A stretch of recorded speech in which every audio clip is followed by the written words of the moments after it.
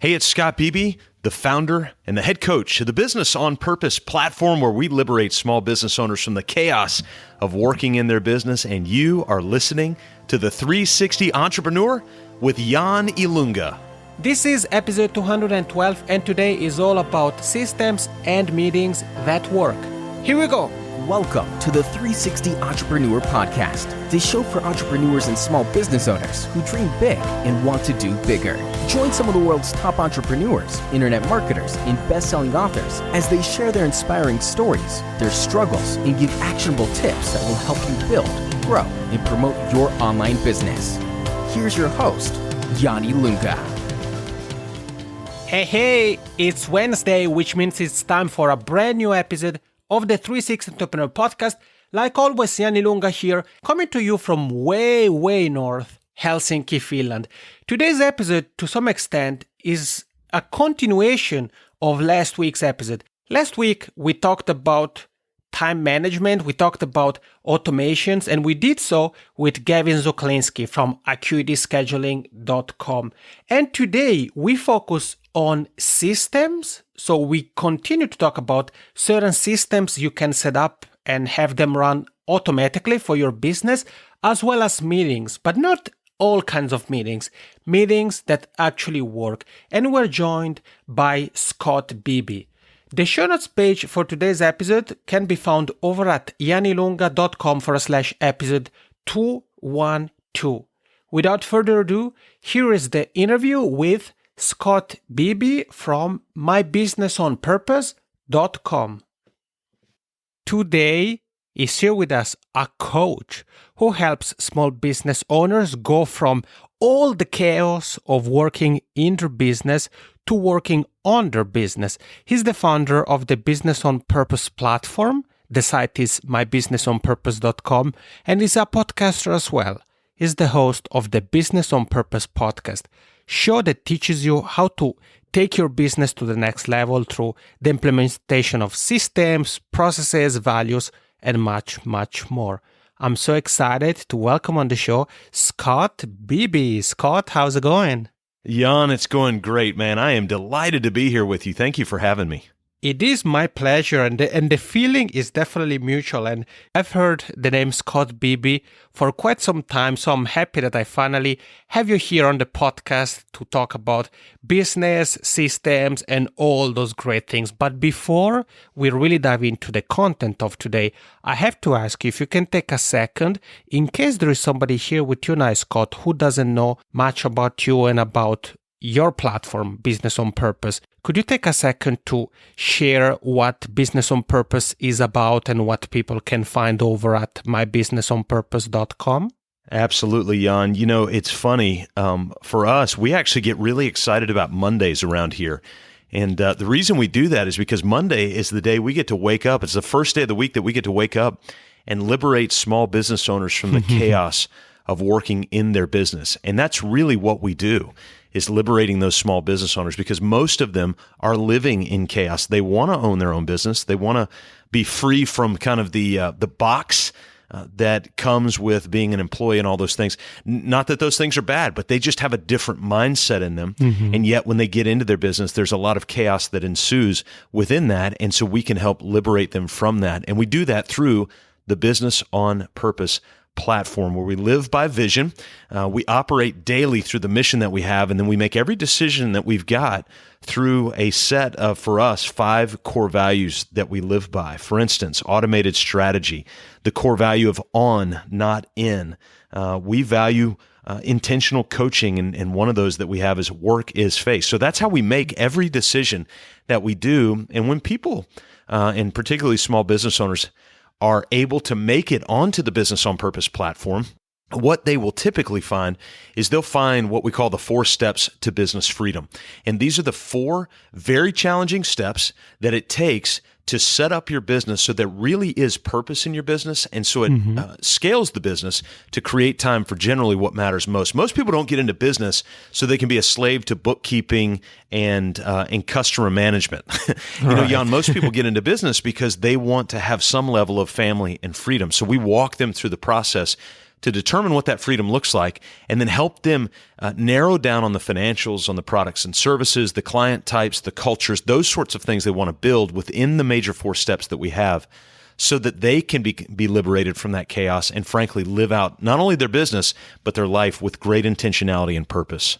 Okay, thank you, Scott, for telling us a little bit more about what you do and for sharing your excitement for Mondays with everybody here. And you said you and your company, you focus on helping business owners kind of figure out things so that they can really focus on the things that can help their business grow. So basically, you focus on helping them going from working in their business to working on their business. And the question I have to ask you is, obviously, I know that you have worked with so many different entrepreneurs. You have seen so many different realities, so many different businesses. But if you were to kind of take your magnifying glass and look at different businesses you've been working with, what would you say are some of the common mistakes entrepreneurs make when it comes to managing their business and trying not to feel too much overwhelmed? Yeah. Jan, the overwhelming misstep that most small business owners make is at the foundation. Now, I've got to be very careful because I don't want, here's what happens in response to a cliche. When we hear a cliche, the human brain just kind of cuts off because we think, well, we know the end of that cliche. Right. But what I'm about to say really is the greatest misstep and quite frankly, the biggest opportunity that small business owners have to be liberated from that chaos. And that is in articulating and creating what we call not a vision statement, but a vision story. And so most small business owners, they get the business started. You know, this is the old allegory that Michael Gerber wrote about in the classic book, E-Myth, where he puts in there that you've got a great lady who bakes these beautiful pies, and so many people love her pies, and they tell her, oh my goodness, you make great pies. You ought to start your own pie shop. Well, that happens all over the place, right? So you have somebody who's really good at being a mechanic on cars. And so they go, my goodness, you ought to open your own auto shop. You're such a great mechanic. Right. And then eventually that gets transferred to us. We go, yeah, we should do that. And we open the mechanic shop, we open the pie shop, we open the HVAC business, we open the retail business. And then we get into it and we're excited because we have some customers, they're starting to come on, business is starting to pick up a little bit. And then about a month in or 3 months in or 6 months in, all of a sudden, Jan, we feel it. And we go, oh my goodness, I've got to do invoicing again. I've got to do bookkeeping and categorization again. I've got to hire an employee again. I've got to do employee evaluations again. And all that stuff begins to just eat at us over and over and over. And the reason it eats at us, Jan, is because at the end of the day, we don't know what we're doing it for. We're doing it. We know we have to do it. And well, I say we're doing it. Some business owners aren't even doing that. That's okay. We can get to that later. But we do those things and they become so mundane and monotonous, and there's zero passion left in the business for making pies or working on cars because we have no idea why we're doing it and where it's going. And so to sit down in what we have laid out in 7 major categories, to write out your vision story. How far out do you see that detailed snapshot of the future? What do you want your family and freedom to look like? What do you want your financials to look like? Your products, your services, your clients, your culture, all these categories that we lay out so that you can detail out a vision. And by the way, Jan, a vision in my book is not a paragraph long or a couple of sentences. Right. It's 2 to 5 pages long. I want to know in great detail where it is that you want to go, and it's the biggest opportunity for small business owners. I love what you just shared with us, Scott. The reason why I like it so much is that, it's something that at the end of the day, like you said, we kind of know that it's important, but then we tend to overlook because we focus on other things. And then we, as time goes, we kind of forget about it. And sometimes we think, I want to start my business because I'm tired of my 9 to 5, for example. But then as we go into as we start our own business, as you said, we kind of get overwhelmed because there are so many things to do. And then we kind of lose our way because we forget about our vision, about our why and so forth. And correct me if I'm wrong, Scott, but thinking about our vision and about our why is not something that we should do one time and then that's it, right? We should go back to it and keep it in mind and maybe add something or Yeah. So what I tell people is that your vision is always around 90 to 95% complete. There's always room to be able to build out your vision. Now, Jan, here's what's really important. And this kind of gets into what we call our third step of business freedom. And that is a section within the organizational infrastructure that is our team meeting section. Now, some of the small business owners may listen and go, oh my goodness, well, I'm just by myself, so Right. I don't need to have team meetings. Absolutely you do. You got to have a means of communication around these really important things. And so we've got a really tight framework on how we encourage people to run their team meetings, and we can get to that later on if that's important. But here's the bottom line with all of it. The number one agenda item for every team meeting needs to simply be mission and values review. That's it. Not vision every time, maybe once a month or once a quarter to go back and to review the vision story, because again, that's a detailed snapshot of the future.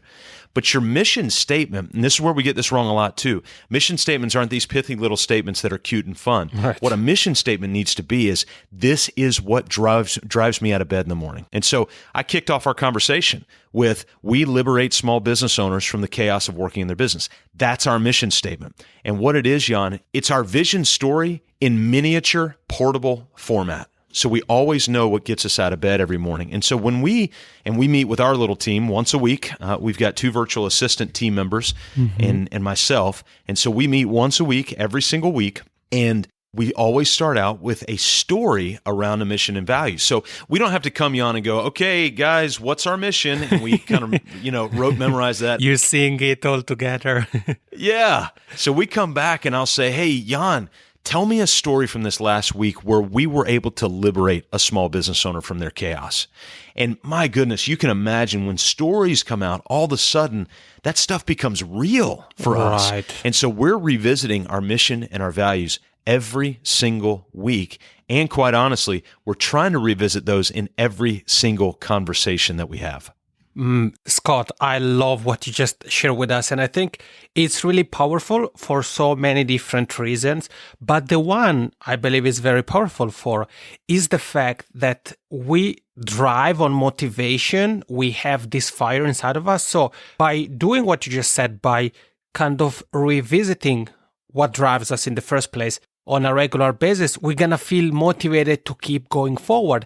And in addition to that, as we share stories, for example, case studies of clients, companies, customers, however you want to frame them, that we have helped them, we're going to feel that we are having an impact on other people's businesses, on other people's lives. And yeah, I just love what you share with us, Scott. And I have to ask you about that because you touched upon it and you said, well, somebody can be here with you and I and being a solopreneur. So he or she may be like, well, do I really need this kind of meeting if I'm by myself? So do you have any advice if there is somebody here with you and I, Scott, who is a solopreneur, and how to go about the team meeting and vision and so forth?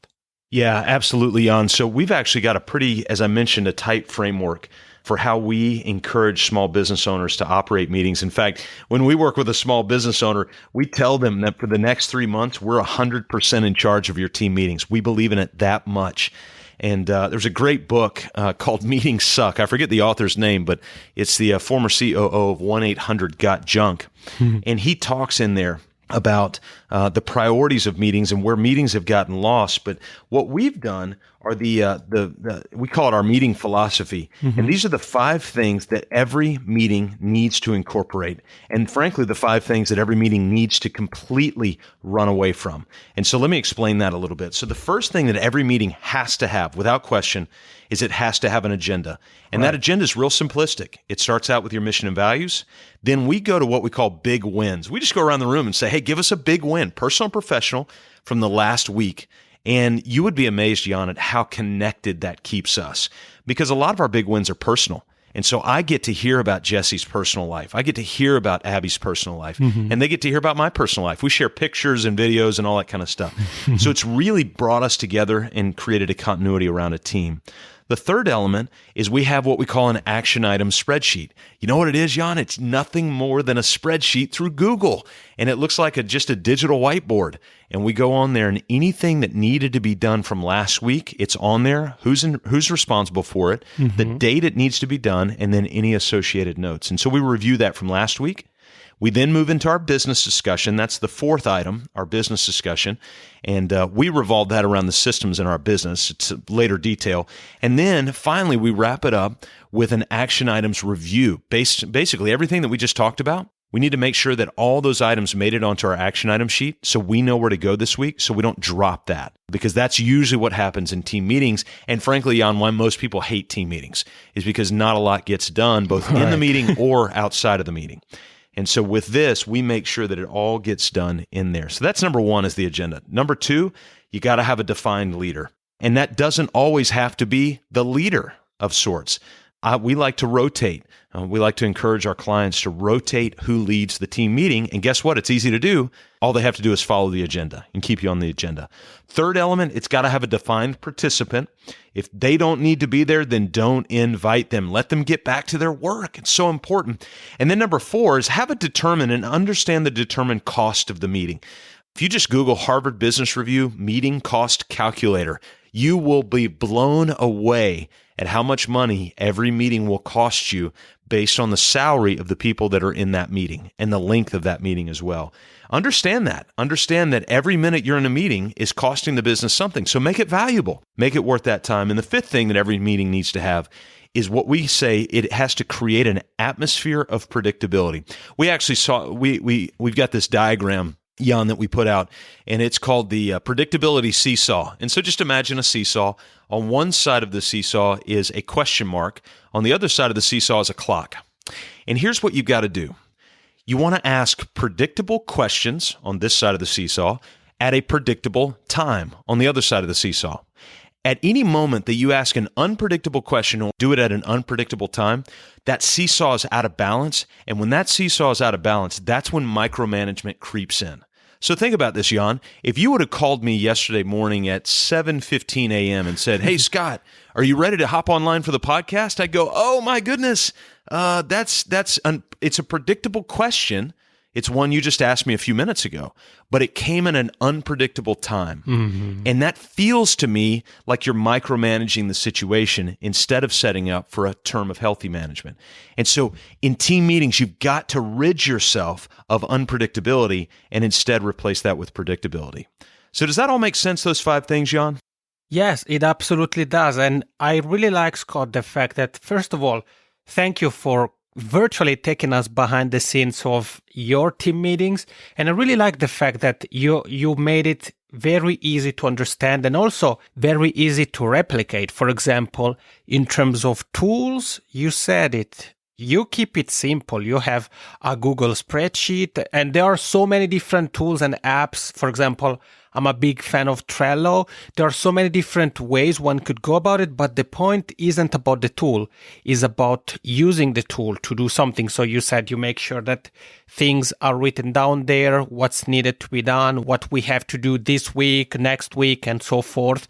And I like also this last point on the predictability and really focusing on making a meeting effective. And I mean, you talked about the importance you talked about the fact that it isn't necessarily the quote unquote leader or boss who always has to lead the team meeting, and also about the fact that if somebody isn't really needed on the meeting, it's better to have them do whatever it is that they should do rather than just be there to warm a seat. And I have to ask you, Scott, about a difference between 2 things.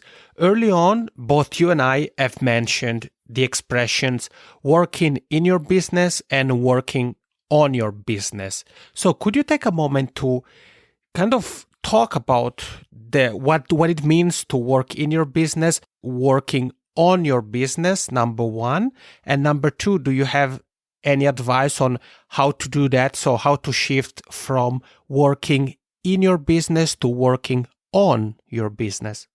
That is a great question. And, again, Michael Gerber is the one that kind of made this famous to some extent, this idea of working in versus working on. Here's what we do, Jan, is we want small business owners to physically see with their eyes what it looks like to work in versus working on. And so when we start with that vision story, we begin to lay the concrete, the foundation for the house that they're building within their business. Then we walk them in what we call the second step in the 4 steps to business freedom after the vision, mission, and unique core values set. And we use that word unique, by the way, on purpose. It's not typical core values like, integrity, excellence. Those are things we should all have. I want to know, what does Jan value that I don't? You and I both value integrity. At least I hope we both value integrity. Yeah. I want to know what you value that I don't. For instance, I've got one client who values clutch performance. Jan, I don't like clutch performance, man. I like to win the game early or lose the game early and just ride it to the end. I'm not a last second shot kind of guy. I don't enjoy that. And so that's something that my client values that I don't particularly value, but it's not wrong for him to value that. And so we build those out. So that's all the first step: vision, mission, unique core values. The second step are those 3 critical roadmaps. Now, in that, and the reason I bring it up is one of those roadmaps is what we call the systems roadmap. See, on every human body around the world, doesn't matter where you are, has 11 primary systems: skeletal system, cardiovascular system, endocrine, etc. In the same way, if the human body, one of the most complex entities or organisms on the face of the earth, runs on systems, why wouldn't our businesses, which are inherently more simplistic than the human body, why wouldn't our businesses run on systems? And so we actually create a roadmap that what we do, and it sounds kind of gross, but we autopsy the business and just open it up real simplistically, again, using a Google spreadsheet. We open the business up and we identify what 3, 4, or 5 major systems exist in the business. And then we start to look at the business through those systems lenses. Now, when a business owner begins to look at their business as a set of systems or a collection of systems, they are able to sit back and begin to look at the business from a distance.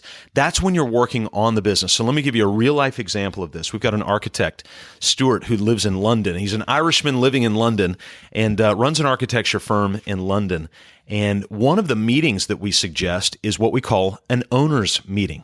This is where Jan, the owner of your company, steps back from the business, looks at the business as a whole, and sits down for about 30 minutes and walks through an owner's agenda.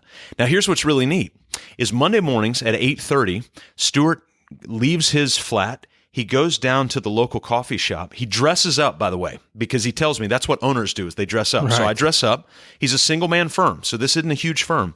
He dresses up, he goes down to a local coffee shop. He says when he gets to the door, he opens the door, but then he pauses, turns around, and looks at what he, in his mind, envisions his Bentley automobile to be parked on the road. Now, he doesn't have a Bentley, but in his mind, owners drive Bentleys. And so he looks back and he views his Bentley. And then he goes in and he orders coffee and sparkling water, because in his mind, owners drink sparkling water, not just regular flat water. And then he sits down by himself with his owner's meeting agenda, and he begins to methodically walk through that agenda and start to think through the different elements of his business. That's when you begin to work on your business and you start to bring in other people, virtual assistants, full-time team members, whatever it is, or technological talent, whether it could be apps, software, things like that, to come take care of the things that can be automated within the business. So for instance, following up with customers, some of that can be automated within the business using technological talent or tools. Mm-hmm. And so as an owner, as a CEO, he sits back and thinks about that, and then he goes back to his role as a CEO and implements that technological tool or personal tool. That's what it looks like to literally sit back and work on your business rather than pulling up the QuickBooks and starting to do data entry. That's working in your business. Interesting concept, Scott. I really like the idea of having this mindset or this mind shift for a few minutes or even a couple of hours, depending on how long we want to do that, and really try to look at our business, in the way you said in the case of the architect. And I think a question I should ask you about this, Scott, is what is your advice for somebody who's here with you and I, who's maybe like, I like that idea, I would like to get started with it. How often would you say one should think about doing that? Is it something to do, for example, once a month or more often or once a quarter? What is your advice, or maybe what is common practice, if that's a common practice? This is what we have found to work best in the clients that we have seen that have actually implemented this. For the folks that run larger firms, let's call it 5 to 25 employees, or if they're not a small business and they're larger than that, anything above that. Mm-hmm. The frequency of that is going to be around once a month. We like for the owners to sit down once a month in a firm that's 5 to 25 people and to sit down and really think and run through their owner's meeting agenda. If you're bigger than that, you may even have a board at that point, and we recommend that to be more around once a quarter, that you sit down and go through the owner's meeting. Now, if you are a solopreneur to 3-4 employees, something like that, we actually recommend a smaller chunk of time, maybe 20 to 30 minutes, and doing it every single week, but doing it just with the owners. Nobody else is in the room. And if you're the owner and you're the only owner and you're also the CEO and you're also the head of marketing and sales and ops and everything else, that's fine. You have to suspend that mindset for a period of time. And for that 30 minutes, you're just the owner. That's it. I love it. So you heard what Scott has just said. It doesn't matter the type of business you have. It doesn't matter the size, the industry, nothing. If you're here with Scott Beebe and I, and this is something that you value, that sounds interesting, you really have to start implementing that. And in the show notes page, you're going to find the links to everything Scott and I have talked about so far, his site, Scott's podcast, and there is something else coming in a second. But first, Scott, I want to ask you to double down on the concept of not only of looking at one's business, but at the concept of systems. You said we as human beings, we have systems. Our business should have systems too. So if you were to obviously, this is a bit of a question where I ask you to maybe generalize a little bit, but because every business is different. But are there some systems you think every business should have? And if it's so, could you take a moment to quickly walk us through these different systems and their components? Absolutely, Jan. That's a really thoughtful question and a nice lead-in. So there are a couple of systems that every business they're going to share across, and I'm going to get real granular as well. So I'm going to give you some larger systems, but I'm also going to get pretty granular around this. Number one is to go back, and it is the system of reviewing your vision, mission, values. Now, here's the beauty of that. It's inherent within two places.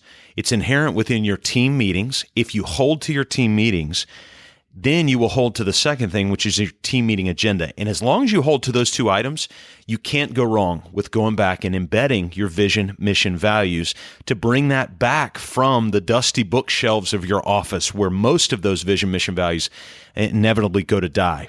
And so that's number one, is you got to have a system for reviewing your vision, mission, values.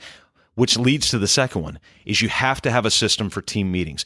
By the way, Jan, these are the two most important things, not job roles, not hiring processes, not even processes themselves, not delegation tools, not Slack, not email, not anything. The two most important tools of a business are vision story in place, number one, and number two, team meetings. And here's why. Your vision tells you where you're going. Your team meetings are your means of communication to get there. If either of those go out the window, chaos ensues. Those are the two wings of the plane. All right. After that, once you've got your system in place for team meetings, and we can even get a little layout there, Jan, we can offer that a template of how you actually run team meetings for everybody that's listening. Once you've got those there, then you can systematically walk through and begin to think through the various processes around the different systems that exist within the business. So let's say that you've got your owner, and then right below is your CEO. So imagine an old school org chart. And then under your CEO, your quote vice presidents or heads of department, whatever you want to call them, are nothing more than the heads of each one of those systems. So if you have three systems in your business, Jan, maybe a simplistic business like yours or mine would have three, like an operations, an administration, and a sales and marketing. Let's say that this model business has those three. Well, under your sales and marketing, a typical process under that system is going to be a customer onboarding process. My friend Tom Schwab, who owns Interview Valet, is one of the best in the world at this. He's got an incredible onboarding process. When they acquire a new customer, they take them through this onboarding process, and a lot of it, frankly, Jan, is automated. And so that's a great system. So I would ask everybody who's listening, when you acquire a new customer, how do you bring them into the business? What's their experience when they come into the business? And if you say something like, well, we just ship them the item or whatever, or we just have them show up or whatever, then you got to think beyond that. So what I would advise everybody to do, if you don't have a customer onboarding process, just write one out. Start from the very beginning, open a Google document, blank, and just walk through step number 1, step number 2, step number 3. Now, here's the thing, Jan. Every system starts with what I call a trigger. And so what triggers the onboarding process to begin? Is it the invoice gets paid? Is it a notification that comes through email that says invoice paid? Okay, that's the trigger. Now step 1, this email is sent. Step 2, phone call is scheduled. Step 3, and you walk all the way down. And so that would be an example of an onboarding process. Now let's flip to the other side. Let's go into the administrative system within this example business. One of the systems that's got to be there is a financial review system. Whatever your financial dashboard looks like, there's a couple of really, really great, insightful pieces out there. One is a book that I've just read a couple of months ago, but we have already implemented by Mike Michalowicz called Profit First. Jan, this is a must read. I don't even know Mike. I've only met him by email, but I'm telling you, it's a must read. And any small business, it would behoove them to switch to this Profit First model in their banking right away. So that's one where you can begin to review your financials looking through that. The other is a book by Daryl Lyons called Small Business, Big Pressure. And Daryl lays out somewhat of a financial dashboard that all small business owners need to be looking at. For instance, you need to be looking at your total revenue, your total expenses, and your margins at least once a week. And you need to be looking at your bank account at least once a week. For fraud, if other people have access to your account, you need to be looking at those things. So those are some examples, but write those down and set the trigger points. So for instance, a trigger point for your financial review, weekly financial review process within the administrative system might simply be trigger. Monday morning at 9:30. That's the trigger. So Monday morning at 9:30, you're going to do your financial review. Step number 1, review P&Ls. Step number 2, review bank accounts. Step number, whatever it is you want to look at as the CEO of your small business, then just write it down on a process, set the trigger, set the date in your calendar, and then show up. Joe Calloway wrote a great book called Magnetic, and inside that book, he wrote this powerful quote: vision without implementation is hallucination. Yeah. It's so true because we make this stuff so simple, but Jan, we don't show up.